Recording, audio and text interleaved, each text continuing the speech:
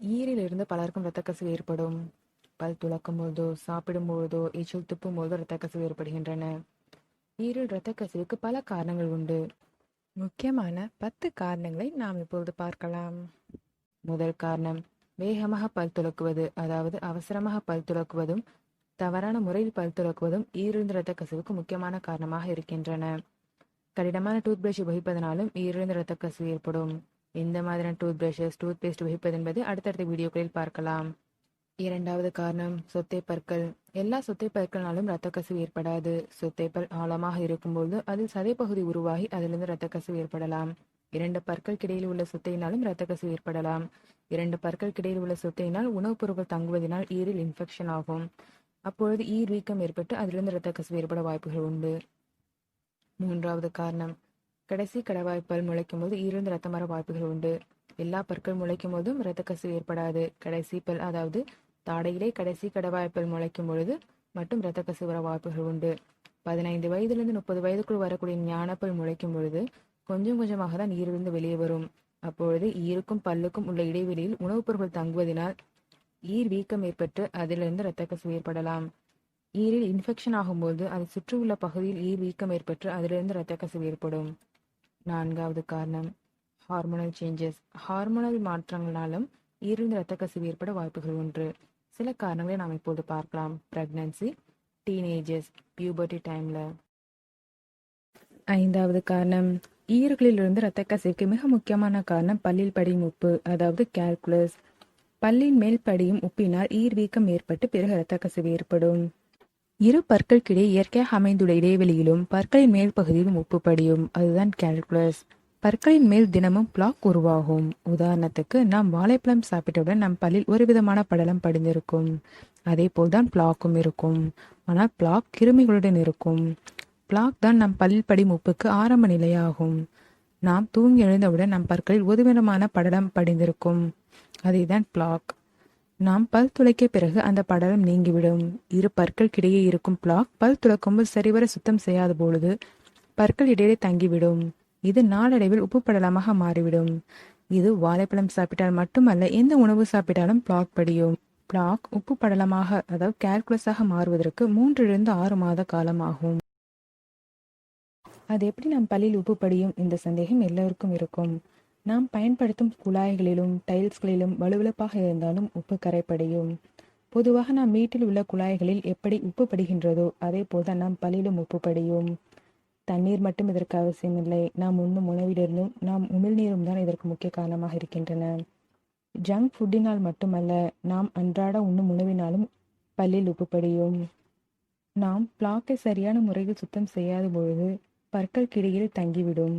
அது நாளடைவு உப்பு படலமாக மாறிவிடும். இதனால் ஈர் வீக்கம் ஏற்பட்டு இரத்த கசிவு ஏற்படும். மூலிகை பற்பொடியினாலும் வீட்டு மருத்துவத்தினாலும் தற்காலிகமாக இரத்த கசிவு குறைக்கலாம். அப்போ தினமும் பற்பொடி பயன்படுத்தினால் இரத்த கசிவு நீங்கிவிடும் என்று நினைக்க வேண்டாம். இது தற்காலிகமாக தான் ஈர்களின் இரத்த கசிவை குறைக்கும்.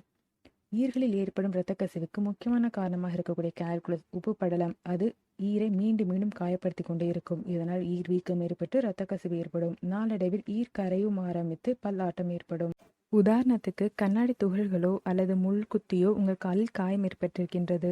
அந்த கண்ணாடி துகள்களையோ முள்ளையோ எடுத்தால்தான் காயம் மாறும். இதே போல்தான் நம் பல்லில் படிந்திருக்கும் உப்பு, அதாவது கால்குலஸ், ஈரை காயம் ஏற்படுத்தி கொண்டே இருக்கும். இந்த கால்குலஸை கண்டிப்பாக பல் மருத்துவரிடம் அருகி பல் சுத்தம் செய்து கொள்ள வேண்டும். நாம் பயன்படுத்தும் பிரஷினால் பிளாக்கை மட்டும்தான் நீக்க முடியும், கால்குலஸை சுத்தம் செய்யாது. நாம் 8 மாதத்திலிருந்து 1 வருடத்துக்கு ஒரு முறையாவது பல் சுத்தம் செய்ய வேண்டும். இதனால் பற்களுக்கு எந்த பாதிப்பும் ஏற்படாது. எல்லோருக்கும் ஒரு சந்தேகம் இருக்கும், பல் சுத்தம் செய்தால் பல் கூச்சம் வந்துவிடும், பல் ஆடிவிடும். இந்த பதிலை இன்னொரு வீடியோவில் பார்க்கலாம். ஒரு முறை பல் மருத்துவரிடம் பல் சுத்தம் செய்தால் மட்டும் போதாது. வருடத்துக்கு ஒரு முறையாவது பல் மருத்துவரை அணுகி பல் சுத்தம் செய்து கொள்ள வேண்டும். 8 வயதிலிருந்தே பல்லில் படியும் கால்குலஸை கவனிக்க வேண்டும். 6வது காரணம், பற்கள் முன்னும் பின்னுமாக இருக்கும் பொழுது பல் துளைக்கினால் சரியான முறையில் பல் சுத்தம் செய்ய முடியாது. இதனால் பிளாக் எளிதில் கால்குலஸாக மாறிவிடும். பல் மருத்துவரை அணுகி பற்களை சீரமைப்பு, அதாவது கிளிப் பொருத்தி கொண்டால் ஈறுகளை சுலபமாக பராமரிக்க முடியும். 7வது காரணம், ஒரு பல்லில் மட்டும் ஈறுகளிலிருந்து இரத்த கசிவு ஏற்படும். மேற்பற்களும் கீழ்ப்பற்களும் சரியான முறையில் ஒன்று சேர வேண்டும். ஏதாவது ஒரு பல் மேல்பல் கீழ்ப்பல்லிலோ அல்லது கீழ்ப்பல் மேல்பல்லிலோ அழுத்தம் கொடுக்கும் பொழுது ஈர்களிலிருந்து இரத்த கசிவு ஏற்படும்.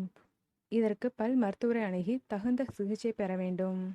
8வது காரணம் மவுத் பிரீதிங், அதாவது வாய் திறந்து கொண்டே தூங்கும் பழக்கமுள்ளவர்களுக்கு ஈர்களிலிருந்து இரத்த கசிவு ஏற்படும். 9வது காரணம் ஜெனட்டிக், அதாவது பரம்பரையாக வரக்கூடியது.